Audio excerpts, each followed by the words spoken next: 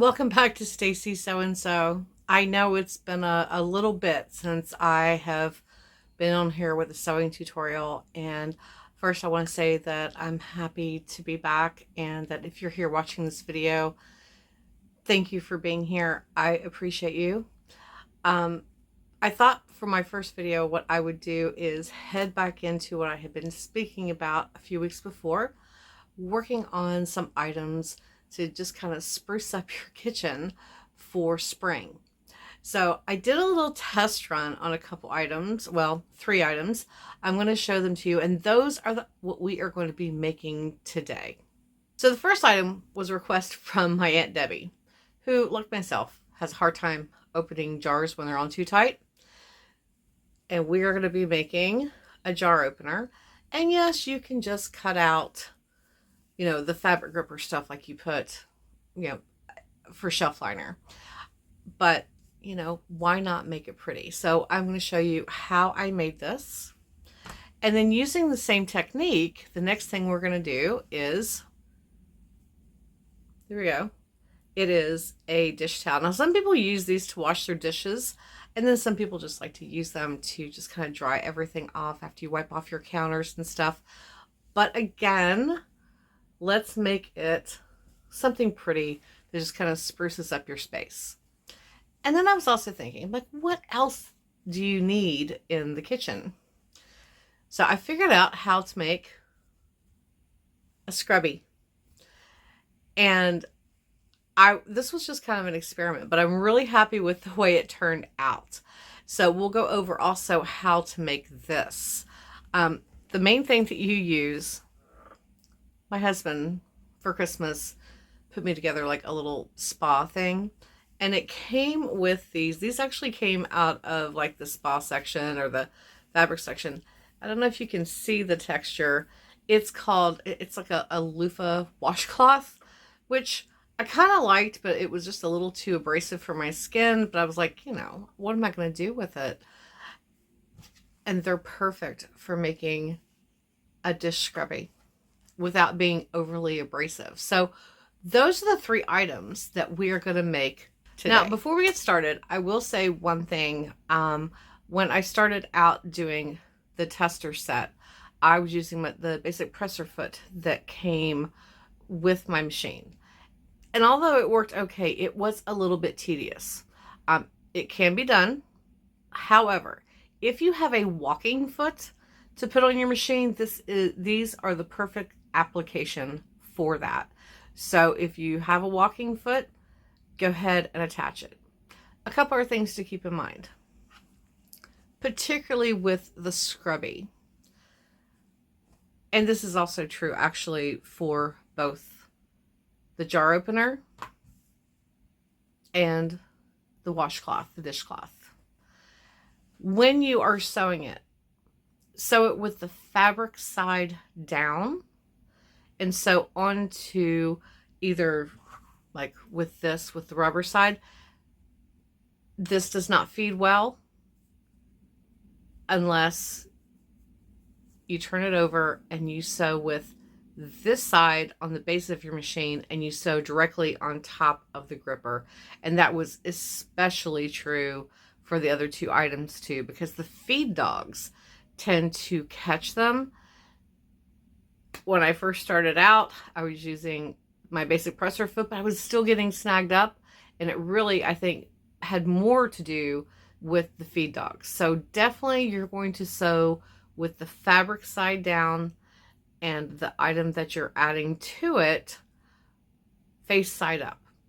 If you're like me and you like to, there are plenty of times where when I'm sewing something, I will have a different color bobbin thread than I do from the top thread, because I want it to match and coordinate. I want it to all blend in. So just a couple of things to keep in mind as you get set up for this project. So with that being said, let's get started. Okay, so let's get started with our first project. This is going to be the jar opener.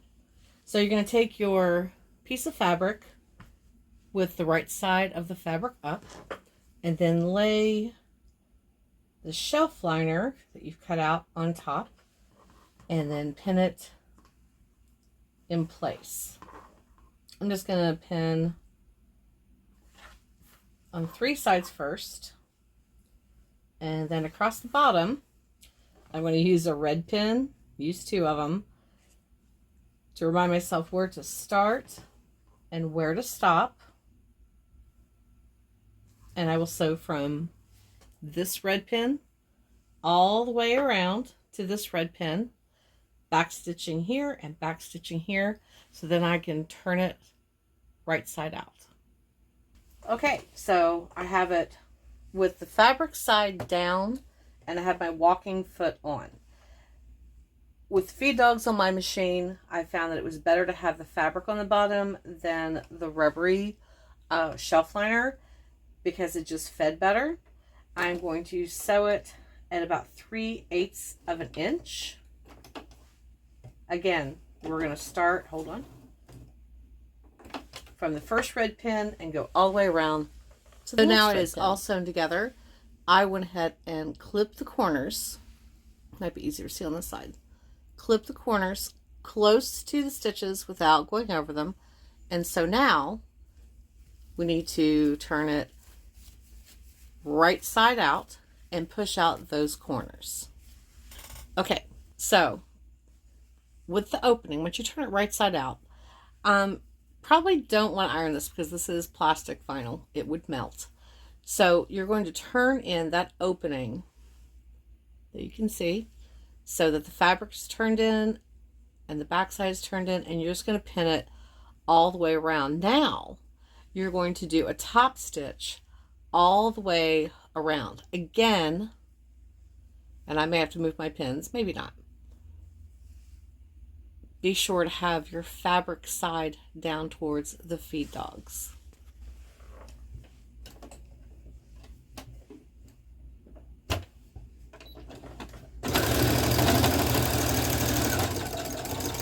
And just like that, you can see the X that I sewed over it. I used royal blue on the bottom just so that it would blend in. But as you can see, it doesn't pull apart, and you'll be able to put it on a jar so that it will be easier to get a grip to open. So let's move on to our next project. It's going to be a very similar way of putting it together. We're going to work on the dish rag next. Okay, and so I have my dish rag with, we're going to turn it over so that the right side is facing down. And you also want to make sure that, like, this side is more fuzzy. So basically you have right sides of the fabric facing each other. I'm going to go ahead and pin this in place just so I have everything so it doesn't come apart. And then once we get it sewn, give me just a second.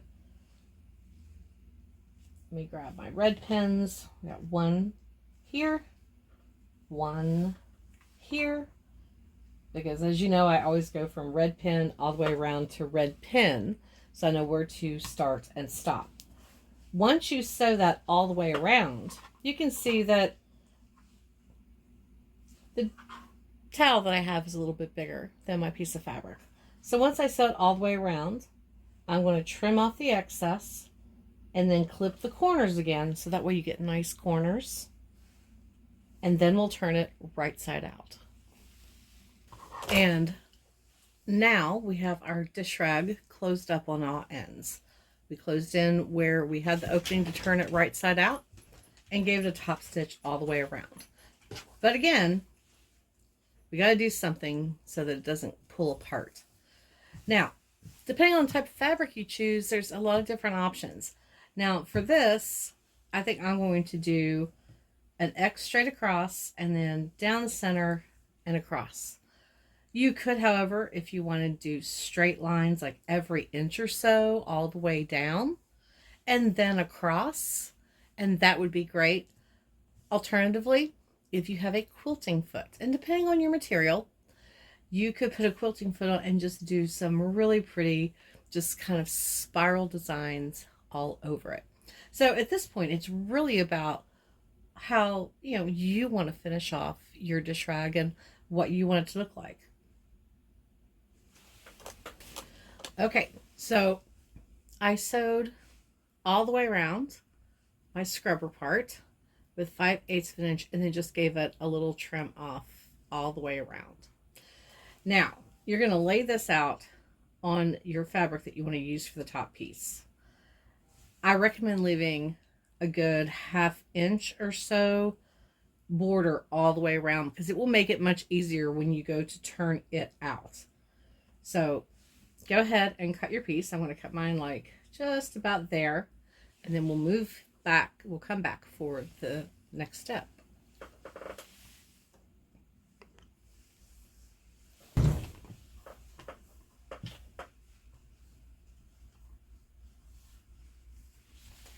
So I hope you enjoyed today's video.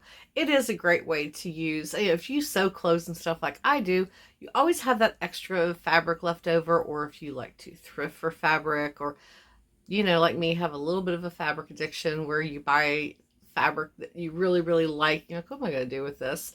These are perfect projects for that.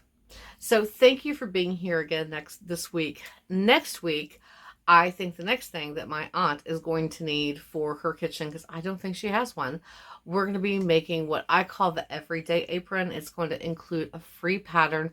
It is super, super simple to make. I'm going to do a patchwork version, all in black and white, which I think will be really fun for her kitchen.